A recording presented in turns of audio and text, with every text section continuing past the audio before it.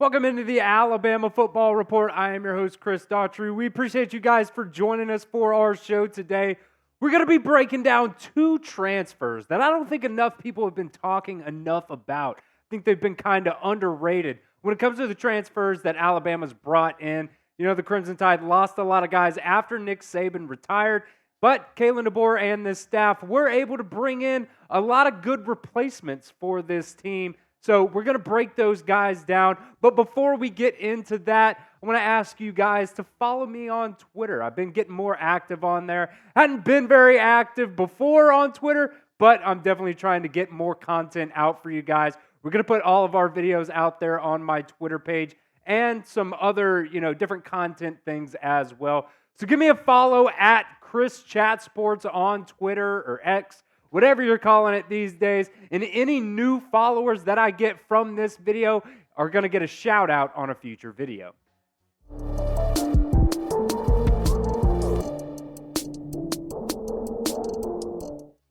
So these guys right here are who I'm considering the top transfers for Alabama coming into this 2024 season. Obviously, there are more guys, but these are the guys that I think are going to make the most impact for the Crimson Tide this year.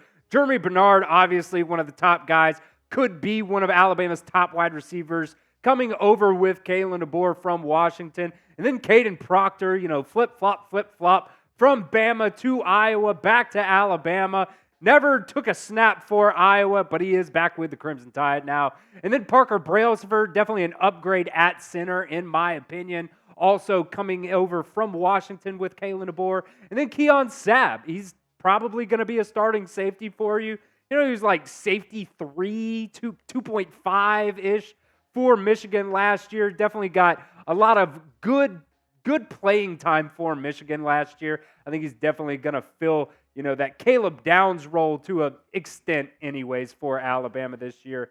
And then Domani Jackson. He came in while Alabama was out west in California, getting ready for that Rose Bowl game. I think he's definitely going to be one of the corners for you. The other one we'll talk about here in just a second.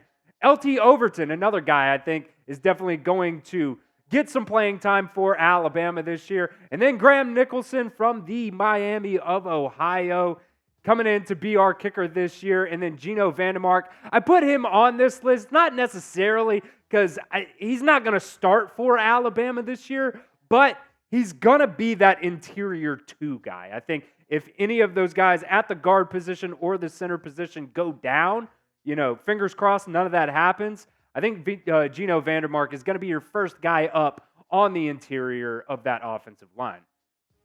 So one of the first underrated transfers that I want to talk about first is DaShawn Jones, cornerback coming over from Wake Forest. He's definitely going to be a guy that comes in this year, and he is going to compete for a starting position at that cornerback spot. We really don't know who is going to start at that other cornerback spot for Alabama. The other one most likely is going to be Domani Jackson, but we don't know what that other one is going to be.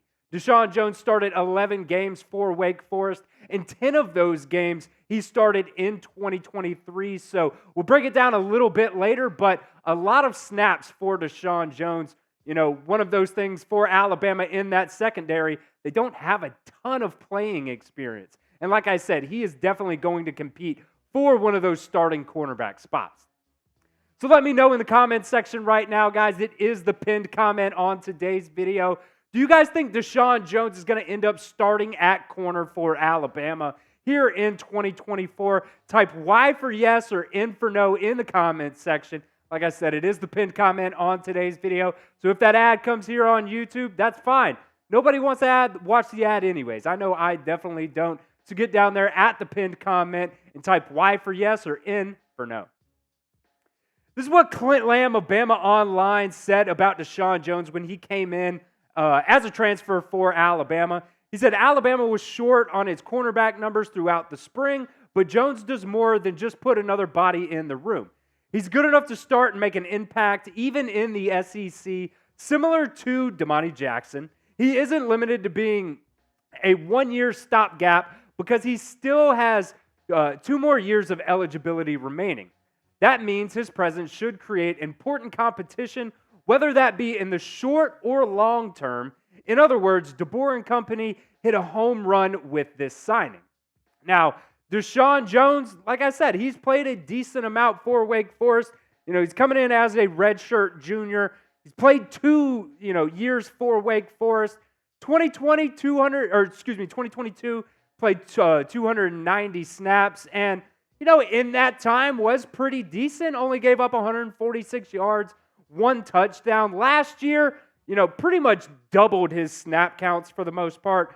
Made 37 tackles, a little bit higher on the completion percentage, but at the end of the day, he was a redshirt sophomore last year. So, just getting that playing time, getting on the field, getting the experience was very important for DaShawn Jones. And, he played for Wake Forest. You can't necessarily put a lot into what he gave up there. But, he took a step forward when it came to being a ball hawk as well.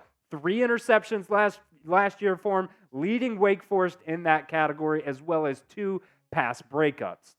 Now, what I was talking about earlier with the experience, this is Alabama's DB room and what they have in experience-wise. Malachi Moore, obviously, he's played the most out of anybody by a long shot when it comes to experience. And then DaShawn Jones right there at number 2, 865 snaps in total, even more than Domani Jackson, even more than Keon Sabb, even more than somebody who's been in the program for a couple of years. Devontae Smith has only played 57 snaps. He's kind of been hindered by some injuries, but DaShawn Jones brings some experience to this DB room that they lost a ton of guys in the transfer portal, and this staff, credit to them, they were able to bring in a lot of guys to, hopefully fill some of those roles.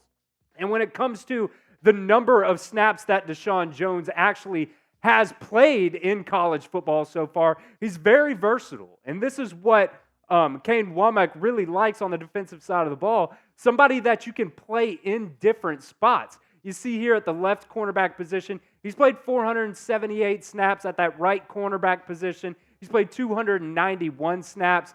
And, in this Kane Womack system, it's the, they flip cornerback sides to whatever, the strong side of the field is compared to, the near hash. And so I don't know. I would assume Domani Jackson is going to be the guy that plays on the strong side of the field. And whoever this second cornerback is going to be, is probably going to play on the weak side of the field. But a lot of versatility for DaShawn Jones, something that Alabama really likes, and something that they've even been, preaching on the recruiting trail as well, is getting guys that can play multiple positions. Now, some of the other cornerbacks that I also just want to make note of that can also, have a shot at starting for Alabama this year. We saw Xavier Brown. We heard a lot about Xavier Brown during the spring. Another 5-star corner in the 2024 class. Jalen Ibakwe, a 5-star corner in the 2024 class. Zay Mincy, a 5-star corner in the 2024 class. And then I would not rule out somebody like Jahil Hurley, starting as well. He was a top 100 player in the 2023 class, number 50 overall in the 247 Sports Composite rankings. So, Jahil Hurley also, he's another guy that has experience under his belt when it at least comes to being in a college program at least. Now, this is what I kind of think the overall DB depth chart is going to look like. I've said it, Domani Jackson, I think, is going to be a starter on for one of those cornerback positions. But then, like I said, you got DaShawn Jones, Zabin Brown, Zay Mincy, Jahil Hurley, Jalen Ibakwe. There's a lot of guys who could who could have a shot at that other cornerback spot. So I don't know how that other cornerback spot is going to shake out, but I think DaShawn Jones is going to come in, and he's going to be one of these guys that can definitely, make a name for himself as one of these underrated transfers that we necessarily haven't really been talking that much about.